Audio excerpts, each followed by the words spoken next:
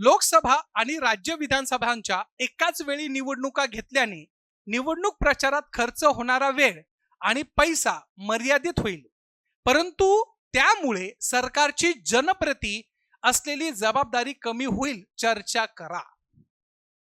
सध्या खूपच गाजलेलं वातावरणामध्ये असलेलं आहे वन नेशन वन इलेक्शन. सांगायची गरज नाही, फॅक्च्युअल डेटा तुम्हाला खूप पाठ आहे. कमिटी कोण आहे, कमिटीमध्ये सदस्य कोण आहे, हे सगळ्या गोष्टी पाठ आहे. पण आपल्याला अॅनालिटिकल क्वेश्चन विचारलेला आहे. क्वेश्चन इंग्लिशमध्ये वाचतोय, थोडंसं व्यवस्थित लक्षात घ्या. जे यूपीएससीचे स्टुडंट आहेत त्यांनी. Simultaneous elections to the Lok Sabha and the state assemblies will limit the amount of times and the money spent in the electioneering, but it will be reduce the government's accountability to the peoples. Discuss. मग आता इथं अशा प्रकारच्या गोष्टी आहेत ज्याच्यामध्ये आपलं इथं सरळ सरळ त्यांनी ओपिनियन अप्रत्यक्षरित्या विचारलेलं आहे.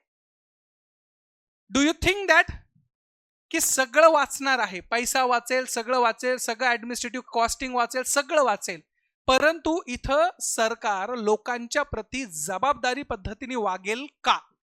काय वाटतं तुम्हाला? याच्यावर काय करायची, आपल्याला चर्चा करायची. मग आता फोकस कुठं देऊ आपण आणि लोकस काय असणार आहे ते बघू. लोकस तेच असेल सिलेबसचा पॉइंट. फोकस काय करायचं आहे? एकाच वेळी निवडणुकीत घेतल्याचे फायदे आणि तोटे. आता चर्चा करायची म्हटल्यानंतर तुम्हाला सगळ्यात पहिले त्या स्वरूपाच्या बाबतीमध्ये काय सांगता आले पाहिजे? फायदे आणि तोटे. मग त्याच्यानंतर आपण सांगू ना की लोकांच्या प्रती अकाउंटेबिलिटी ही कशी राहणार नाही, हेही आपण तिथं चर्चा करू शकतो. पण आपला फोकस काय असला पाहिजे?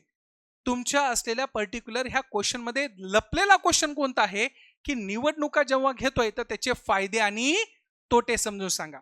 मग अशा पद्धतीने आपला परिचय किंवा इंट्रोडक्शन कसा असला पाहिजे, काय असायला पाहिजे प्रस्तावनेमध्ये हे सांगता आलं पाहिजे की आपल्याकडं सध्या one nation and one election हे आपण का घेतोय, हे सांगता आलं पाहिजे ना. की प्रस्तावनेमध्ये आपण हे दाखवतोय की का गरज आहे, का बरं आपण करण्याचा प्रयत्न करतोय. फायदा तोटा आपण नंतर बोलणार आहे, परंतु का आपण इथं त्या स्वरूपाच्या बाबतीमध्ये वन नेशन वन इलेक्शनवर फोकस करून लोकसभा आणि सायमल्टेनियसली तुमची विधानसभा यांचं इलेक्शन कंडक्ट करण्यावर जास्त फोकस करतोय. रामनाथ कोविंद सरांच्या मार्गदर्शनाखाली समिती पण स्थापन केली. त्यांना अभ्यास करायला सांगितलं की आम्हाला समजून सांगा की याचा फायदा आणि याचे तोटे काय असू शकतात. मग अशा संदर्भामध्ये आपल्याला इथं काय प्रस्तावनेमध्ये लिहिता येऊ शकतं?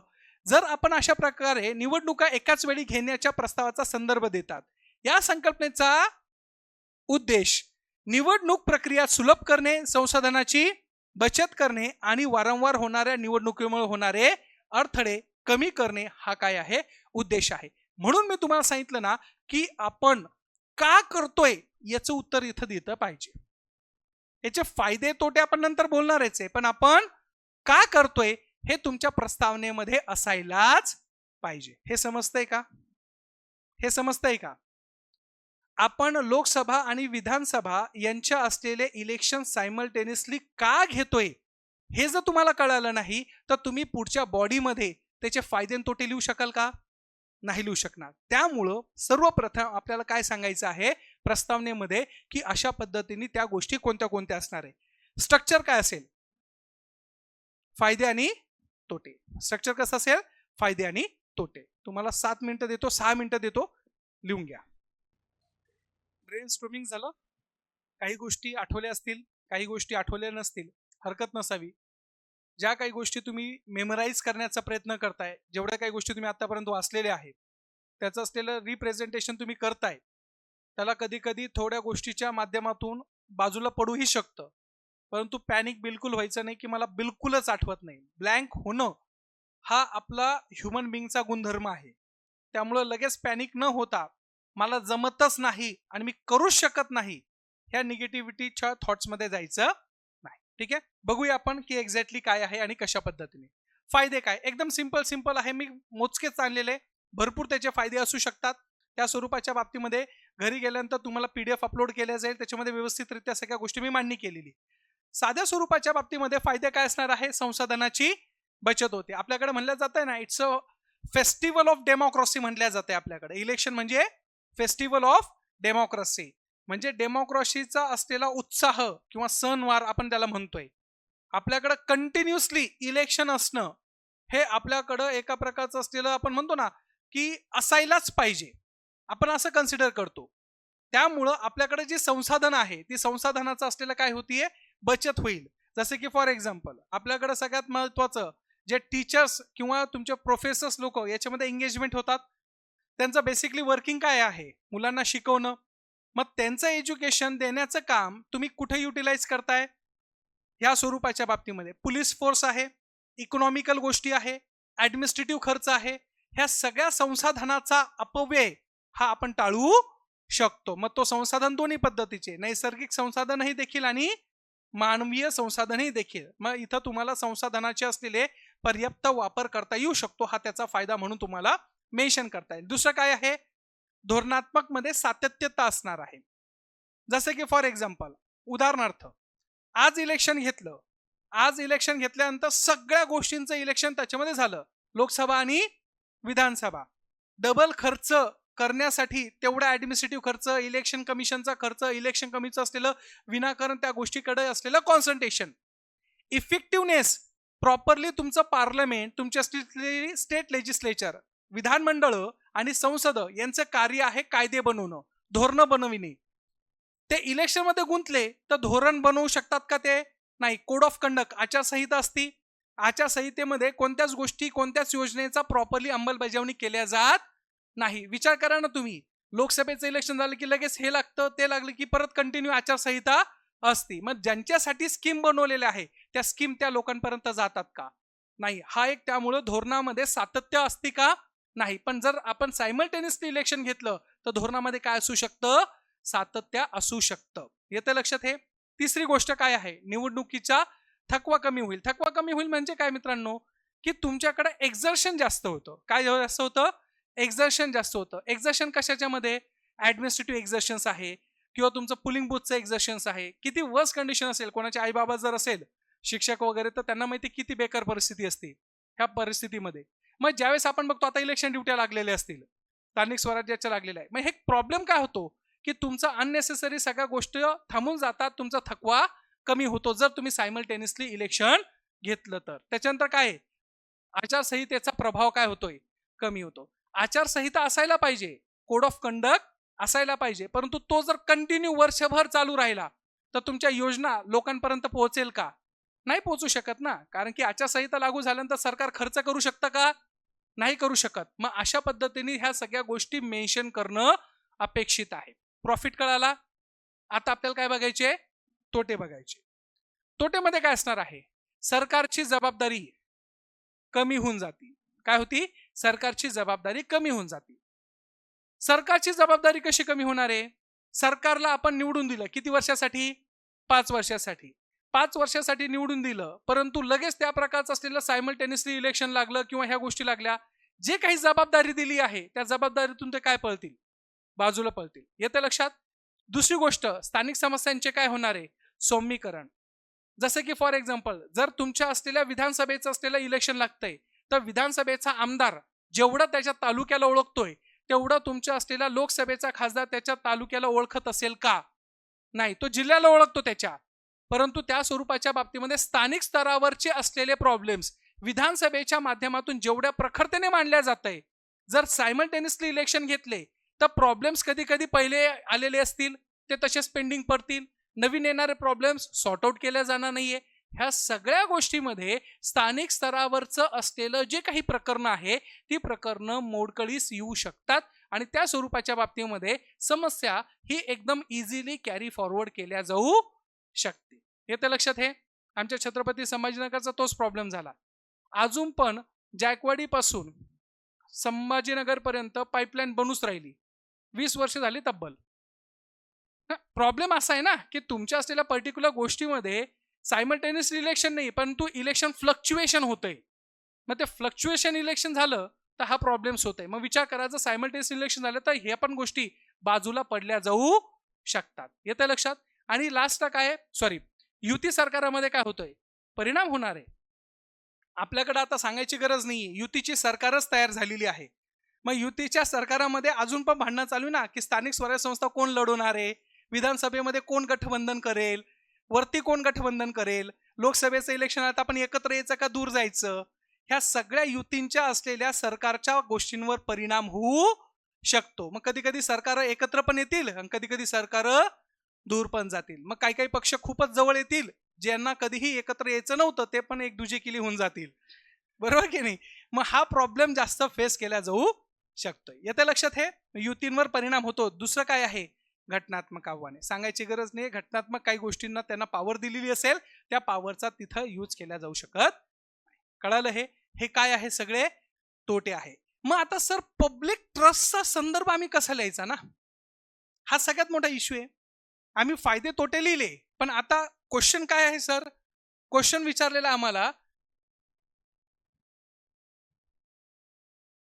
यामुळे सरकारची जनप्रती असलेली काय जबाबदारी कमी होईल, असं तुम्हाला त्या प्रकारची चर्चा करायला सांगितली. मग यावेळेस आपल्याला सरकारप्रती जबाबदारी म्हणजे तुमच्या असलेल्या जनतेप्रती सरकारची जबाबदारी कशी कमी होईल. पहिली गोष्ट, सरकारमध्ये त्या प्रकारचा असलेला काय राहणार नाही, ट्रस्ट राहील का, नाही, पहिली गोष्ट. दुसरी गोष्ट, तुम्ही जे काही तुमच्या पॉलिसीज बनवताय, ज्या काही योजना बनवताय, त्या योजनांची योग्य त्या स्वरूपामध्ये अंमलबजावणी होईल का, नाही होणार आहे. तिसरी गोष्ट, तुम्ही ज्या काही धोरणात्मक गोष्टी ठरवतात की ह्या गोष्टी ह्या काळामध्ये झाल्याच पाहिजे, पण सायमल्टेनियसली इलेक्शन करत असेल तर अशा वेळेस मग ते कार्य कोण करेल, इथून सुरुवात होतात आपल्याकडे भांडणं. कोण करेल, हे लोकसभेचं असलेलं किंवा तुमच्या लोकसभेची कॉन्स्टिट्युएन्सी करेल का तुमच्या असलेल्या विधानसभेची कॉन्स्टिट्युएन्सी करेल. म्हणजे थोडक्यात आमदार करेल का खासदार करेल, इथून सुरुवात होती तुमची. म्हणजे हे बेसिक प्रॉब्लेम, सामान्य लोकांची ट्रस्ट वर्दीनेस हा जो काही असतो ना, तो बाजूला पडतोय. त्यामुळं कुठंतरी सायमल्टेनियसली इलेक्शनचा संदर्भ देता वेळेस या गोष्टींचा संदर्भ घेणं गरजेचं आहे. सगळ्यात महत्वाची शेवटची गोष्ट, जर तुमचं असलेलं विधानसभेचं इलेक्शन नुकतंच पार पडलेलं आहे, त्याचा टेन्युअर किती वर्षाचा असतो, 5 वर्षाचा असतो. तो विदाउट कंप्लिशन जर तुम्ही लोकसभा आणि विधानसभेचं इलेक्शन सायमल्टेनियसली लावलं तर ह्या असलेल्या प्रोसेसमध्ये ज्या लोकांनी वोट दिलेला आहे त्या वोटिंग सिस्टीम वरून लोकांचा काय उडून जाईल. म्हणजे लोक सरळ सरळ म्हणतील ना, अरे आत्ताच तर इलेक्शन झालं आणि तुम्ही 5 वर्ष पण सरकार स्थापन करू शकत नाही.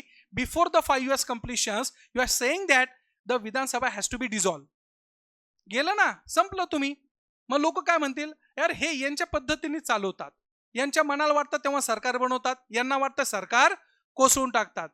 मग आम्ही केलेला जो काही लोकशाहीवर विश्वास आहे तो विश्वास संपादित होईल का, नाही. मग इथं विश्वासाची असलेली मूल्य आणि लोकशाहीवर असलेली मूल्य ही सगळी काय होत चालती, कमी होत चालती. हा एक त्याचा निगेटिव्ह इम्पॅक्ट लोकांच्या असलेल्या ट्रस्ट वर्दीनेसवरून सांगू शकतो. कळालं आता हे, कळालं हे पॉइंट्स तुमच्याकडे सगळ्यांकडे आले पाहिजे, तरच तुम्हाला त्या प्रकारच्या गोष्टीच्या माध्यमातून मार्क्स भेटू शकतात. ठीक आहे.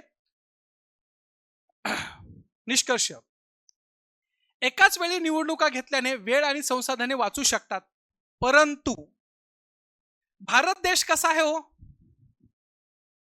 विकसनशील नाही. नाही, छान छान बाळ, अगदी चुकीचं काही बोललेच नाही ती, बरोबर आहे. अर्थशास्त्रीय दृष्टिकोनातून विकसनशील आहे, परंतु भारत देश कसा आहे, फेडरल आहे. भारत देश, फेडरल ह्या शब्दाचा अर्थ काय होतो, संघराज्य, ज्याच्यामध्ये, लक्ष ठेव बरं, ज्याच्यामध्ये कोणाला महत्व असतं, आहे महत्व, आहे महत्व. आपल्याकडे भारतामध्ये कोणाला महत्व दिलेले, आपण स्टेटला पण दिलेले. मग अशा वेळेस लक्षात घ्या, सेंट्रल गव्हर्नमेंट आणि स्टेट गव्हर्नमेंटचं असलेलं कॉर्डिनेशन असायला पाहिजे, but it should not be की तुमचं असलेलं बंबार्डिंग असायला पाहिजे. हे जे म्हणतील यांनी ऐकलंच तर हे हार्म होईल की नाही.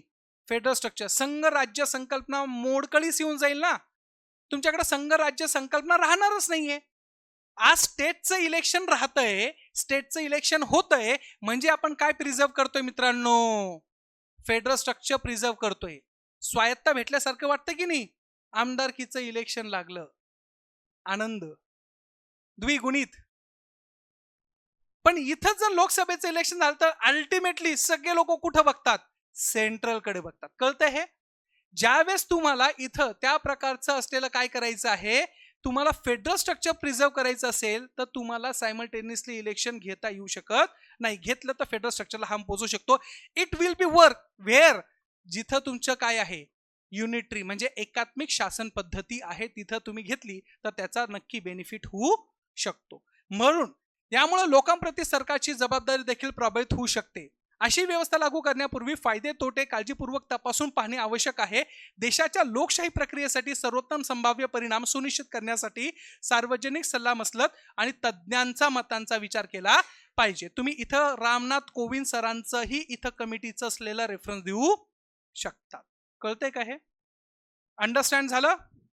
बघा, सायमल्टेनियसली इलेक्शननी सगळ्या गोष्टीवर इम्पॅक्ट पडतोय. पॉलिटिकली, इकॉनॉमिकली, सोशली आणि त्या प्रकारचा इवन दो फेडरल स्ट्रक्चरवरही. कळतं हे? अशा पद्धतीने आन्सर लिहिणं अपेक्षित आहे. अवघड होता का क्वेश्चन हा? सोपा होता की नाही? असे सोपे क्वेश्चन तुम्हाला लिखाण करायचे. ठीक आहे, चला.